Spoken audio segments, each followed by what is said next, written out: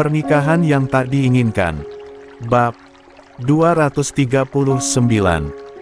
Dalam hati, jeritan panik bergemuruh. Bagaimana bisa botol itu ada di tangan Din?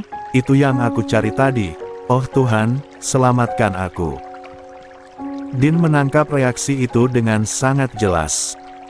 Dia tersenyum tipis, senyum yang tidak membawa kehangatan sedikitpun. Lalu dia bersandar santai, seolah sedang menikmati sandiwara yang sudah dia siapkan sejak lama. "Kenapa, Zaina?" tanyanya dengan nada datar. "Kamu tahu obat apa ini?" Zaina tergagap. Lidahnya terasa keluh. Tapi dia mencoba, meski suara yang keluar seperti suara orang yang kehilangan arah. Maaf, Pak Din, aku kurang tahu." Din mengangkat satu alisnya. "Yakin?"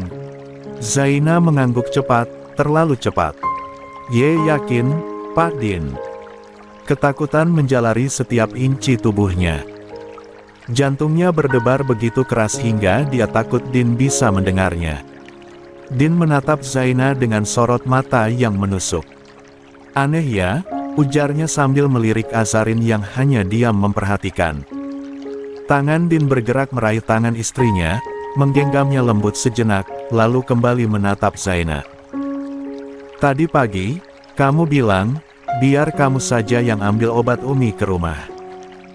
Katamu, kamu yang paling tahu obat-obatannya. Tapi sekarang, kamu bilang gak tahu soal botol ini." Zaina menunduk lebih dalam. Suaranya serak, hampir tidak terdengar. "Maaf, Pak, aku benar-benar tidak tahu."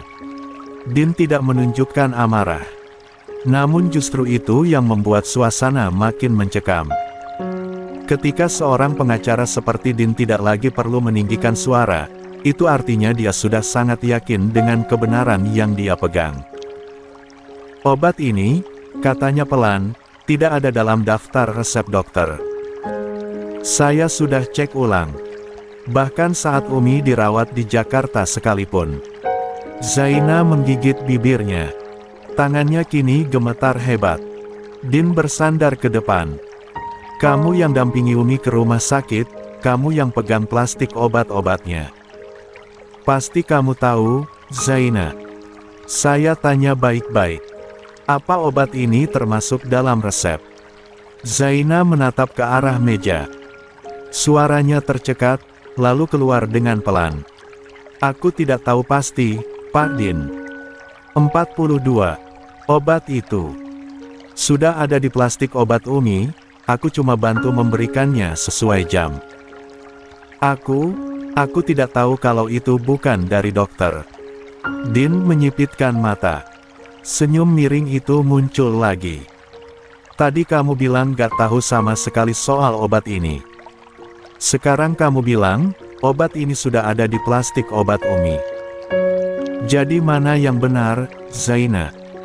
Suaranya masih tenang, tapi tekanan dari ucapannya begitu tajam. "Kamu bilang kamu tidak tahu. Tapi kamu tahu obat ini ada di plastik obat. Itu artinya kamu melihatnya. Lalu kenapa kamu pura-pura lupa?" Zaina tak sanggup menjawab. Bibirnya bergetar hebat. Dia ingin menyelamatkan dirinya dengan kebohongan, tetapi justru kata-katanya sendiri yang mengikat lehernya erat-erat. Din mencondongkan tubuhnya dengan kedua tangan bertumpu di atas pangkuan yang terbuka agak lebar. Suara pria itu kini nyaris seperti bisikan dingin di telinga. "Kamu tahu, kan, bahwa menyembunyikan informasi soal obat ilegal bisa masuk ke ranah pidana. Kamu tahu kalau ini bisa membahayakan nyawa orang lain, dan kamu diam." Din kembali bersandar. "Saya tidak suka orang yang berbohong, Zaina. Terutama kalau kebohongan itu menyangkut nyawa keluarga saya." Namun, gadis itu tetap membatu di atas sofa. Dia tidak menangis, tetapi matanya telah memerah seperti bara yang hendak meledak. Tangannya kini saling menggenggam kuat di pangkuan, namun gemetar halus di ujung jari tak bisa lagi disembunyikan. Suasana ruang itu hening menyesakkan, udara siang hari yang biasanya hangat kini terasa seperti pusaran dingin di dalam ruang interogasi. Din menatapnya dalam, tajam, seolah bisa menembus setiap lapisan batinnya. Suaranya tenang, tetapi setiap katanya menghantam seperti palu hakim. "Zaina, kamu tahu saya ini pengacara. Pekerjaanku sehari-hari adalah menggali kebenaran dari mereka yang berusaha menyembunyikannya. Dan saya sangat tahu kapan seseorang sedang berkata jujur atau mencoba menghindar." Zaina menarik napas pelan, mencoba bersikap tenang. Namun, suaranya terdengar rapuh saat akhirnya dia bersuara. "Pak Din, aku bersumpah, aku tidak tahu asal-usul obat itu. Aku hanya membantu Umi. Aku tidak tahu siapa yang menaruh obat itu." Din mengangguk kecil, seolah memberinya ruang. Namun, justru setelahnya, dia berdiri dan maju selangkah sambil memegang botol obat itu. "Obat ini," katanya, nadanya lebih tajam, "telah diuji laboratorium. Dan hasilnya, identik dengan zat berbahaya yang ditemukan dalam darah Umi." Zaina menelan ludah. Matanya bergerak cepat ke kanan dan kiri, mencari celah seperti binatang yang terjebak. Namun, Din tak berhenti. Kali ini seperti seorang hakim yang tengah membacakan kronologi kasus di ruang sidang. "Saya menemukannya di bawah kursi roda Umi. Tepat saat beliau tidak sadarkan diri. Di meja makan, hanya ada satu orang yang duduk di sana. Dan itu kamu, Zaina." Zaina menggertakkan gigi. Dia mencoba bicara, tetapi tak ada kata yang mampu keluar. Ujung bibirnya hanya bergetar tak jelas. Akhirnya, dengan suara yang terdengar memaksakan ketegaran, dia bersuara. 43. "Itu bisa saja jatuh dari siapapun, Pak Din. Aku bukan satu-satunya yang sering bersama Umi. Bisa jadi itu milik tamu, atau perawat sebelumnya, aku tidak tahu." Din menyipitkan mata. Senyum tipisnya kembali muncul, senyum yang dingin, tak berperasaan. "Jadi kamu bilang, obat ini, yang secara ilmiah terbukti mengandung zat berbahaya yang menyebabkan penurunan kondisi Umi, entah dari siapa, jatuh entah dari mana, dan kamu sama sekali tidak tahu, padahal kamu yang memberi semua obat ke Umi setiap hari." "Aku hanya menuruti isi plastik obat, Pak Din, aku pikir semuanya dari dokter." "Tapi kamu bilang kamu tidak tahu obat ini?" potong Din cepat, suaranya meninggi sedikit, namun masih sangat terkendali. "Sekarang kamu bilang kamu pikir itu dari dokter. Jadi mana yang benar? Tidak tahu, atau mengira tahu?" Zaina mengatupkan rahangnya. Dadanya naik turun cepat. Matanya masih tidak berkedip menatap botol obat di tangan Din. Tapi tetap, dia tidak menjawab. Din pun maju 2 langkah lagi, kini berdiri di depan meja, hanya sejengkal dari Zaina. "Kamu tahu, Zaina, satu hal yang tak bisa ditipu dari seorang terdakwa adalah gelagat. Dan kamu sedang menunjukkan semua itu." Sementara itu, Azarin menunduk, tak ikut bicara, tetapi jelas terlihat bahwa emosi dalam dirinya sudah menggelegak. Namun dia membiarkan Din terus memimpin. "Kamu tahu bagaimana psikologi bekerja saat seseorang bersalah?" tanya Din pelan, suaranya nyaris seperti bisikan di ruang yang menggema.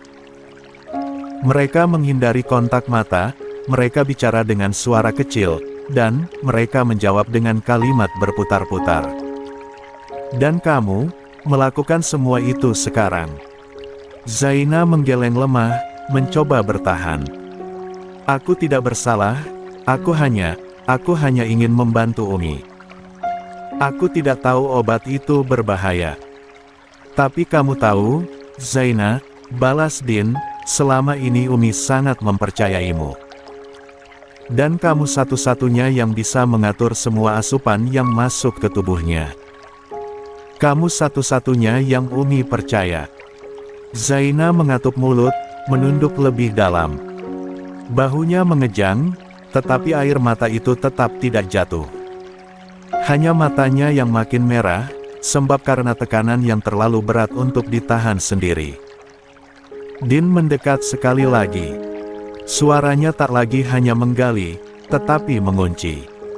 Saya tanya satu kali lagi, Zaina. Siapa yang memberimu obat ini? Dan kenapa kamu tidak pernah bilang sejak awal? Zaina tetap bungkam. Dia mencoba mempertahankan napas dan logikanya, tetapi jelas, kekuatan mentalnya mulai terkikis. Hingga akhirnya Din kembali bersuara, kali ini nada suaranya tak lagi seperti penyelidik, melainkan penguasa kebenaran yang siap menjatuhkan vonis.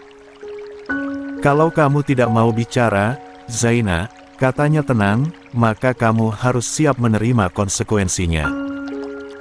Kamu tahu, bukan, bahwa apa yang terjadi pada Umi bisa dikategorikan sebagai upaya penghilangan nyawa. Zaina menegang. Din terus melanjutkan, nada suaranya datar, tetapi setiap katanya mengiris tajam. Dengan bukti yang kita punya, obat ini, hasil laboratorium, dan kamu sebagai satu-satunya orang yang menangani obat Umi, kasus ini bisa naik. Kamu bisa jadi tersangka utama. Dan kalau sudah masuk ke ranah hukum, tidak ada lagi yang bisa melindungimu. Tidak saya, tidak Azarin, bahkan tidak keluarga Umi sendiri. Kamu bisa masuk penjara. Zaina terhentak. Matanya langsung menatap Din, berkaca-kaca, dan akhirnya tubuhnya ambruk perlahan. 44. Di sandaran sofa. Inilah yang paling dia takutkan. Suaranya pecah, parau, namun tetap tertahan sekuat tenaga. Maaf, Kak Asa, Pak Din. Saya hanya disuruh. Din membeku di tempatnya. Kalimat itu membuat udara seketika membatu. Azarin yang sedari tadi diam, kini menoleh cepat ke arah Zaina. Sementara Zaina menutup wajahnya sebentar dengan kedua telapak tangan, lalu menurunkannya perlahan, memperlihatkan wajah lelah yang mulai digenangi air mata meski belum sepenuhnya tumpah. Aku cuma disuruh, ulangnya pelan, hampir tak terdengar. Tolong ampuni aku, kedua tangan Zaina menyatu di dada, air matanya akhirnya menetes setelah sekian lama. Aku hanya diperintah, Kak Asa. Siapa yang menyuruhmu? Suara Din langsung memburu, kali ini nadanya mulai naik. Zaina menggeleng cepat. Aku gak bisa bilang, aku takut. Aku cuma disuruh bantu, aku gak tahu obat itu berbahaya, aku kira cuma vitamin tambahan, aku gak tabu, demi Tuhan aku gak tahu. Siapa? Zaina. Ulang Din lagi sambil bertolak pinggang, kini rasa tenangnya telah hilang. Katakan siapa yang menyuruhmu. Zaina semakin gemetar ketakutan, air matanya semakin bercucuran tak henti. Namun, di saat yang sama, ponselnya berbunyi dengan nyaring. Rasa takut semakin mengguncang tubuhnya, dia tahu siapa yang menghubunginya kali ini. Din yang melihat hal itu, lantas tersenyum miring. Angkat sekarang teleponmu, Zaina. Di depan semua orang.